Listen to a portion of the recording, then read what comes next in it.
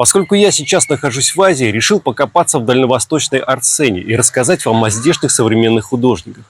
Тем более в России неприлично мало информации об этом. Ролики, скорее всего, будут короткими, без особых ковыряний в биографии.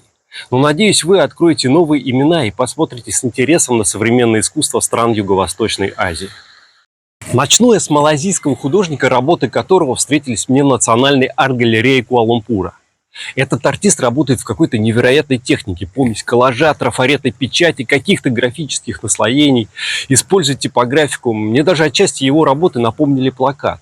Я сам люблю такую эклектику, и только этим обусловлен мой выбор. Зовут художника Стивен Минон. Родился он в 1972 году в городе Куантане. В 1993 в свои 21 закончил художественный колледж Куала-Лумпура с дипломом графического дизайнера.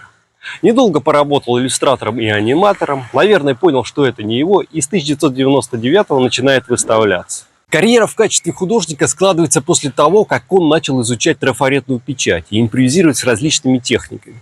В целом художник работает в стиле поп-арта, даже есть небольшая перекличка с некоторыми работами Энди Орхола. Например, председателем Мао Цзэдун есть у того и у другого. Сам Стивен Минон говорит: «Кажется, в Малайзии никто не любит исторические картины. Но мне нравятся политические лидеры, такие как представитель Мао, Ганди или Мандела. Люди склонны думать о Мао негативно, но я хочу изучить его жизнь и понять, почему он был таким, каким он был». Картины Минона – это не просто интуитивный коллаж, это целая исследовательская работа, где каждая деталь имеет свой смысл. Я остановился на серии работ о малайзийском политике Тунку Абдул-Рахмане. Для малайзийцев он является отцом независимости.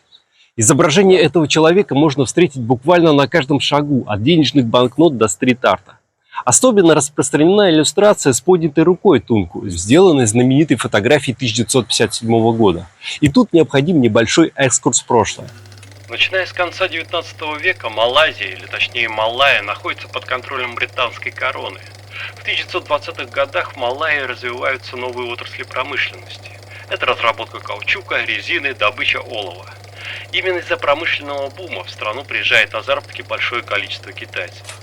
В 1941 году японские войска вторглись на Малайский полуостров и быстро захватили его, полностью вытеснив английскую армию. В 1944 году, когда японцы потерпели поражение, британское правительство решило объединить все малайские народы в одно единое государство под названием Малайский Союз. Но по сути это все еще была колония. Естественно, было очень много несогласных. Это и сами народности, а также набиравшее в то время силу коммунистическое движение, состоявшее в основном из китайских кварталов. В 1948 году, когда повстанцы-коммунисты убили 3 европейских плантаторов, было объявлено чрезвычайное положение. В конце концов, Малайский союз из-за массового сопротивления был заменен на Малайскую федерацию.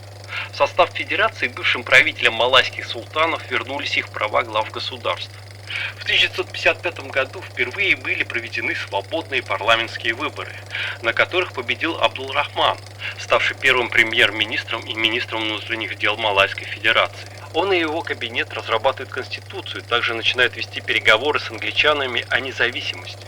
В ночь с 30 на 31 августа 1957 года флаг Великобритании был спущен и поднят флаг Малайской Федерации. То есть Малайская Федерация получила независимость и стала членом ООН. Церемония провозглашения состоялась в 9:30 утра на стадионе Независимости. Там герцог Глостерский, представляющий английскую корону, передал Абдул-Рахману правовой документ о независимости, положивший конец британскому протекторату над Малайей. После прочтения декларации 20-тысячная толпа скандировала слово «Мердека», что значит «свобода». Для меня Тунку Абдул-Рахман наш самый знаковый премьер-министр. Чтобы подготовиться к работе, я ходил в национальные архивы, просматривал старые газетные вырезки, покупал книги по истории Тунку и узнавал все, что мог о его жизни. В архивах есть все оригинальные документы и бумаги, а для всего остального я использовал Google. Фотография, которая будет доминировать во всей серии, была сделана, когда Тунку Абдул-Рахман был объявлен премьер-министром. Думаю, поэтому Стивен выбрал данный образ. Во-первых, из-за этой челмы это тенколок, традиционный малайский мужской головной убор, который говорит нам, что это про Малайзию. Но для тех, кто знаком с историей Тунку, тот узнает премьер-министра на пике своей карьеры. И, скорее всего, художник не хотел брать избитые изображения с рукой. Все знают о заслугах Тунку в достижении страной независимости, но этот человек гораздо больше. Хоть вся серия основана на одной фотографии, данное самоограничение способствовало тому, что художник рассказывает о политике через различные элементы, расположенные вокруг портрета. Такие как обрывки плакатов, старые рекламные объявления, различные даты, символы и даже цвета. Например, он часто использует цвета государственного флага.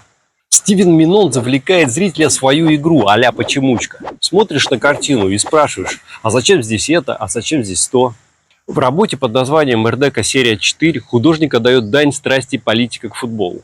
Именно поэтому и футбольные мячи. Надпись «Пестабла Мердека» – это товарищеский футбольный турнир, проводимый в Малайзии в честь Дня независимости. И играемый в основном на стадионе Мердека, строительство которого он и начал Тунку. А вот что за морячок в левом углу, я не сразу понял. Оказывается, это старая, уже исчезнувшая марка сигарет, популярная в Англии. Тунку не только любил футбол, но и был курильщиком. Наверное, пристрастился к куреву в Англии, когда там учился на юриста. Если вы спрашиваете, а при чем здесь тигры, отвечаю, потому что малайский тигр является национальным животным Малайзии. А еще это отсылка к футбольной команде под названием Харимау Малая. Харимау на малайском языке – это тигр. Не всем нравятся работы Минона. Некоторые критикуют его, что он показывает великого человека порой не с лучшей стороны. То как курильщика, то как любителя азартных игр. В одной из работ есть цифра 13. Известно, что Тунку любил бывать на скачках и ставил на свое любимое число, номер 13. Я считаю, что люди, критикующие мои работы, видят Тунку только в своем узком понимании. Если художник хочет сделать работу, основанную на человеке, он обязан показать его положительные и отрицательные стороны. Иначе картина не будет цельной. Минон объясняет, что это его способ рассказать людям о первом премьер-министре и в целом об истории страны. Например, в данной работе британская королевская корона и грозящий ей кулак воспринимается как буквальный символ. А вот рука с пером – это логотип очень крупной англоязычной малайзийской газеты The Star, через которую частенько транслировались мысли Тунку. Например, он рассуждал о взаимодействии ислама и светского государства. Надпись «Independence Bingo», то есть «Независимость Бинго», это цитата из малайзийского фильма 1957 года «Бунджан Лапо». Художник напоминает о том, что эта классическая комедия показывает разрыв между сельской и городской жизнью малайской общины тех времен. То есть художник напоминает о проблемах, с которыми сталкивался и решал премьер-министр. Я включаю в работу множество скрытых элементов, чтобы вызвать у людей желание задавать вопросы. Очень часто в своих работах Стивен Минон использует изображение оперной дивы Лины Кавальери, образ которой в свою очередь популяризовал итальянский дизайнер Пьеро Форназетти. Тут про эту историю надо отдельное видео делать, так что не будем отходить от темы. Меня интересует вопрос, почему Стивен Минон, как художник, так любит образ Лины Кавальери. И я не знаю ответ. Я даже задал Стивену в Инстаграм этот вопрос, но он не захотел отвечать. Так что давайте делать анализ произведения самостоятельно, может поймем, о чем это. Название работы – определяющие моменты от Малайи до единой Малайзии, то есть общий нарратив сохраняется. Картину возглавляет надпись «Justice» с английского «правосудие» или «справедливость». Еще в правом нижнем углу есть весы, символ истины и правосудия. Что касается даты, то вначале скажу, что благодаря политической работе Тунку Абдул-Рахмана 16 сентября 1963 года Малайская Федерация официально стала Малайзией с присоединением штатов Сабах, Саравак и Сингапур. Правда, Сингапур выйдет из состава Малайзии 9 августа 1965 года и станет независимым государством. А вот что произошло в 1962 году, я не сразу нашел. Выяснилось, что 1 февраля 1962 года Малайзия и Таиланд приходят к соглашению по вопросам границы.